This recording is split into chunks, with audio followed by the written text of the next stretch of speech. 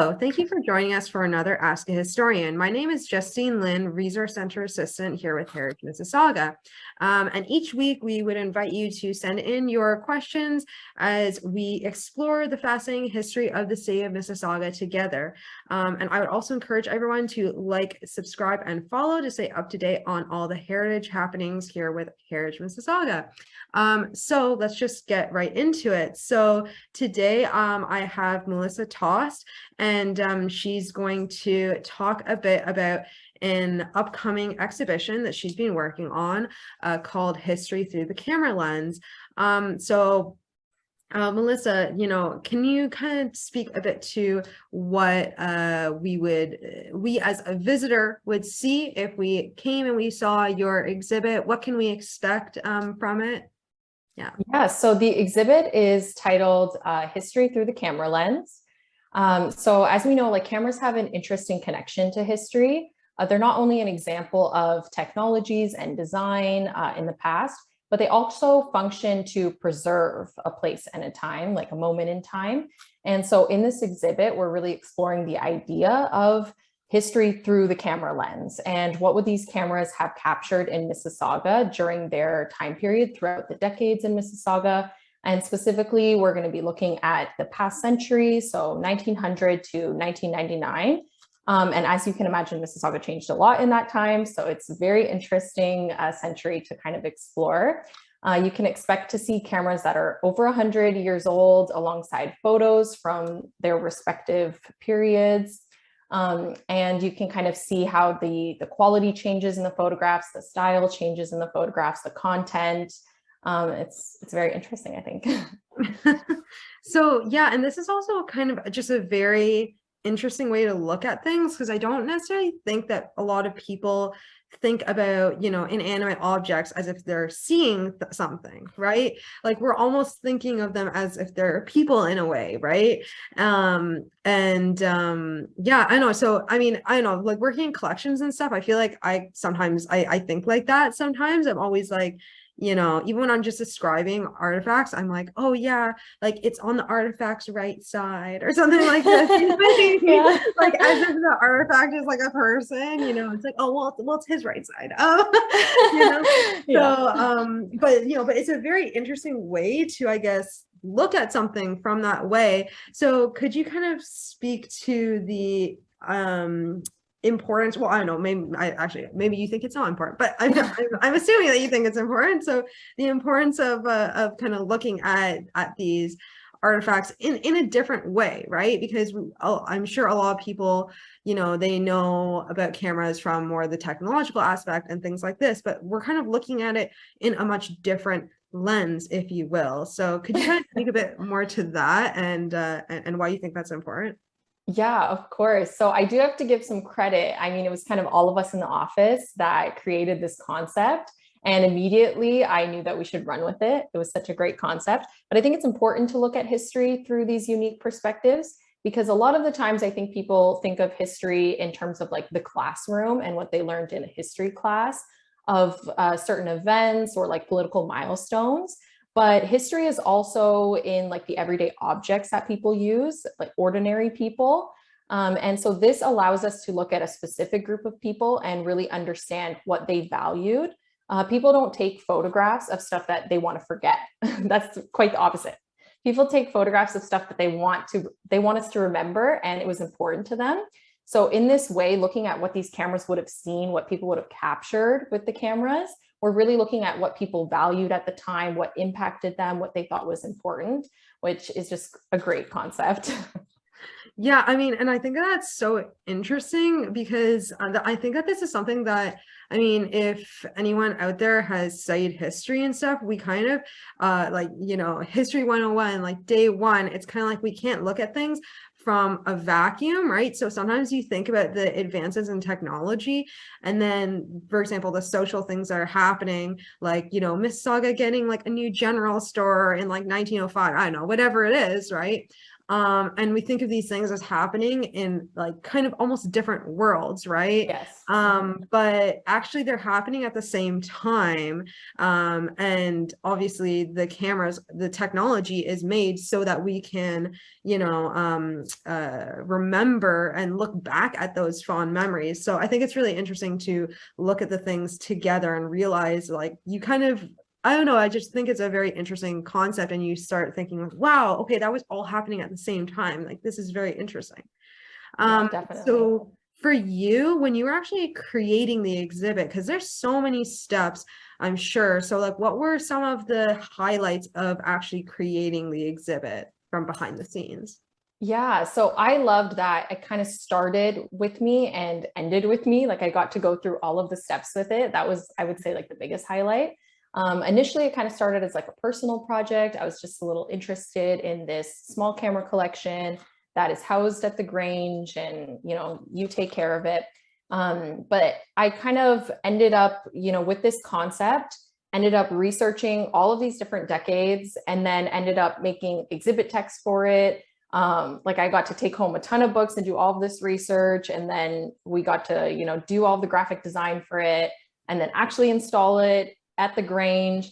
So honestly, I don't know, just looking at it like as an expansive process, that was like the best part. That was the highlight. It's like going through each step, like seeing it every step of the way and watching it turn into what it did.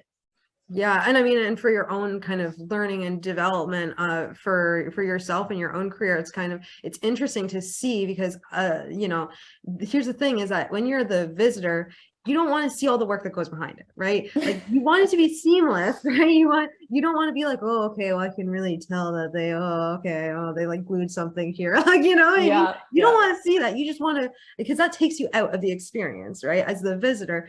But obviously for us who are working on it, we know all of the struggles and all like everything that just goes into it, right? And we're trying at this, we're trying at that.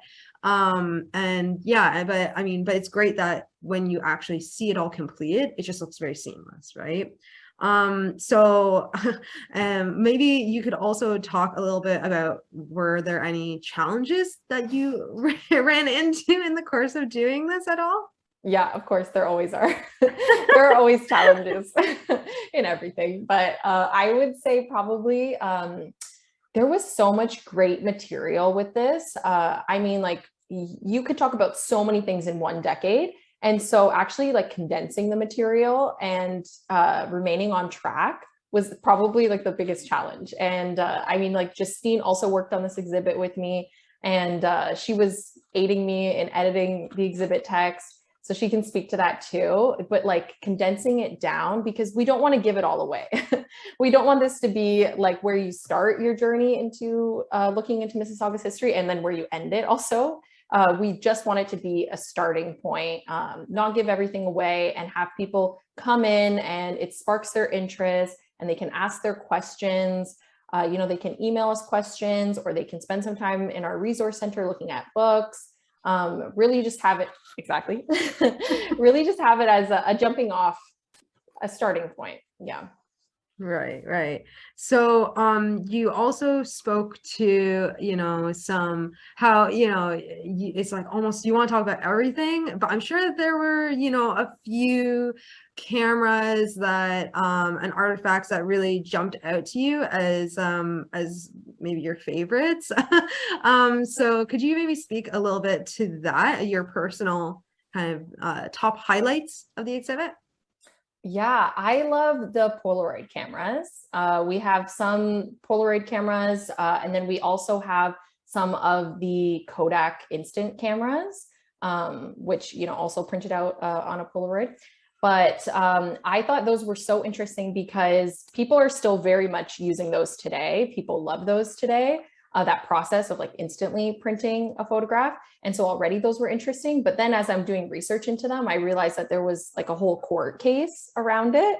And so that was really fascinating. I mean, like infringement rights, and there was, just a feud kind of between Polaroid and Kodak. And so now I'm kind of looking at these two cameras as like opposing cameras.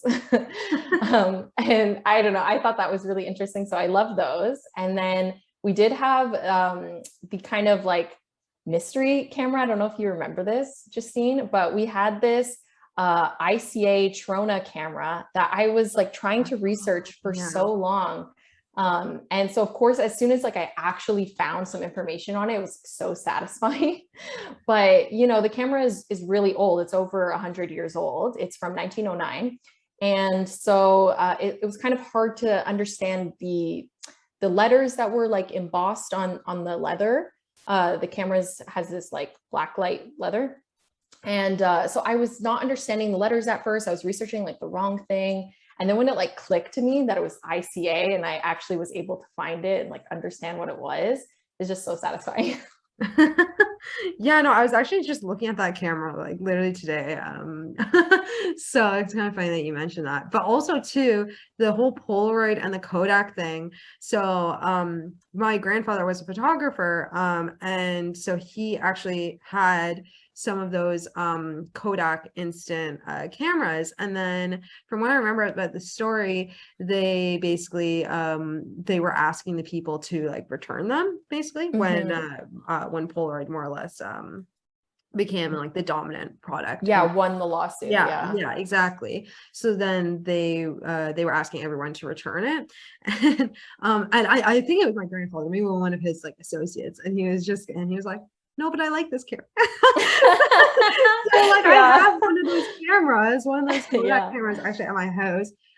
So, you know, which I think is also kind of fun because I'm sure a lot of people will be coming into this exhibit and be kind of like, oh, you know, my grandparents had this camera or my mom had that camera. Oh, I remember this from when I was a kid, right? And so I feel like it's gonna be also a trip down memory lane, which is fun, which is always definitely. Yeah. And then also too, the other kind of half of it is the, like we were talking about, the social aspect and the things that were happening in Mississauga. So could you kind of talk us through maybe some of your favorites in terms of the time periods? Like what were some of the most interesting stories that you were able to research and look through in terms of the connections to Mississauga? Yeah, so I really enjoyed looking at the 1930s. The 30s was interesting because it was at a moment in time when printing actually became faster and more accessible. So there was a demand now to see print images in newspapers and in magazines. And as we know today, that's still how we consume a lot of our photographs. I mean, you know, we have this digital world, but we still have the physical magazines and the newspapers that print these photographs. And this would have been the only way that people could actually engage with photographic media like that.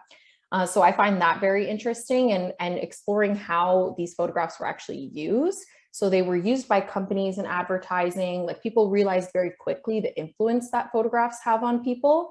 And so companies could use them to influence sales. And then also politicians could use them to influence their favor in the public.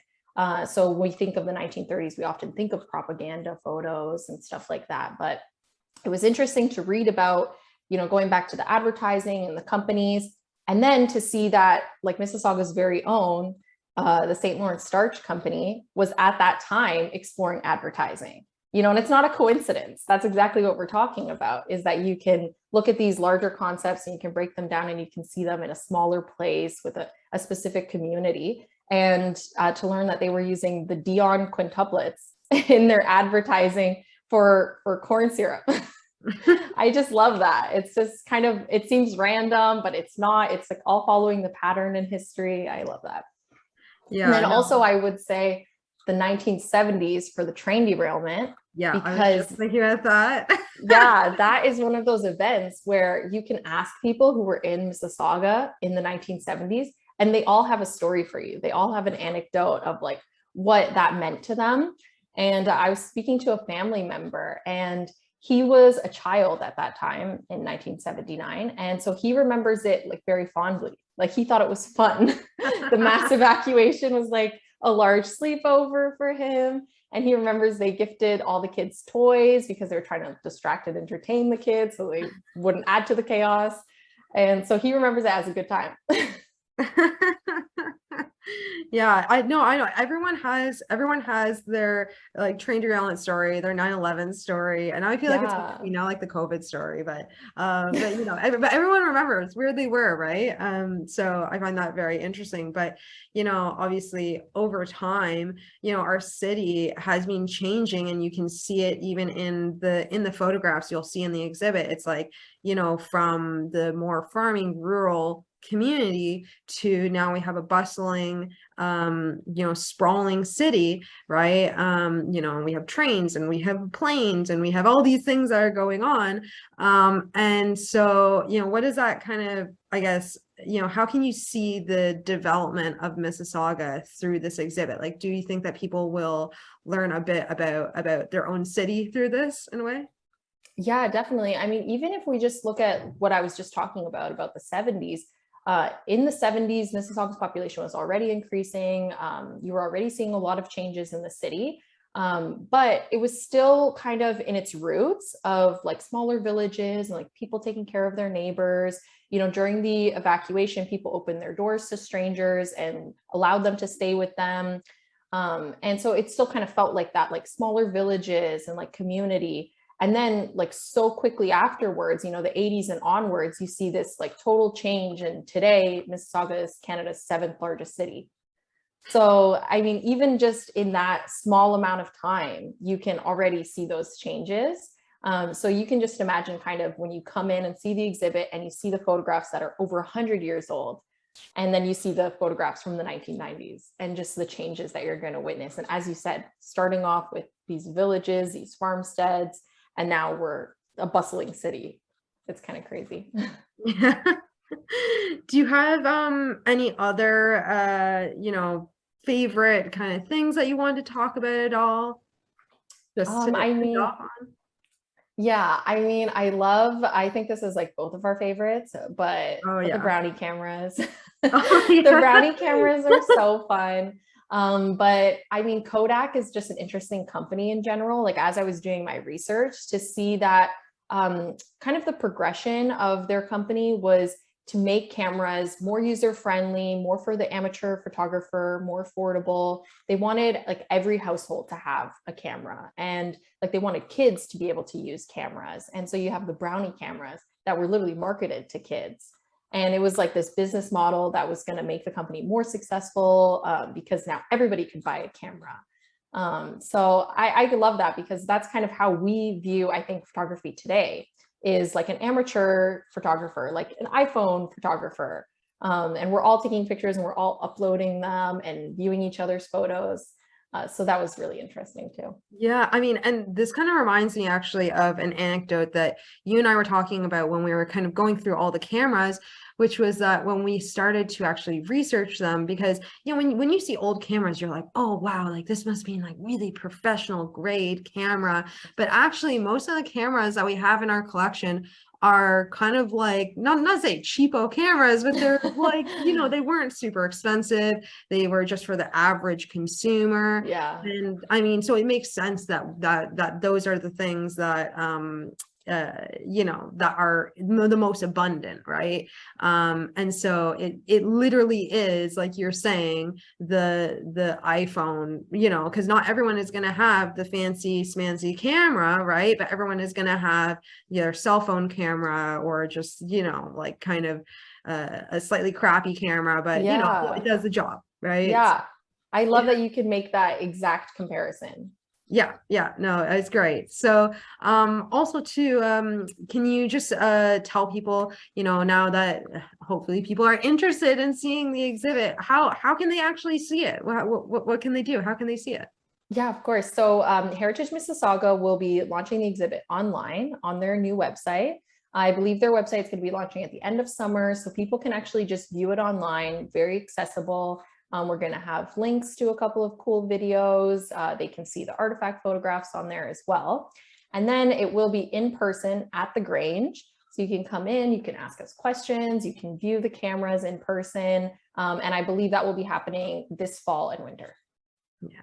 Perfect. Thank you so much. So, yeah, we don't want to give too much away. Hopefully we didn't give too much away, but And hopefully you guys are interested. So yeah, so come into the Grange and also on our new website, and you will be able to see that. So thank you so much, everyone, for tuning in. And just remember as well to like, subscribe, and follow to stay up to date on all the heritage happenings here with Heritage Mississauga. And we will see you next time for another Ask a Historian. Thank you, Melissa. Thank you.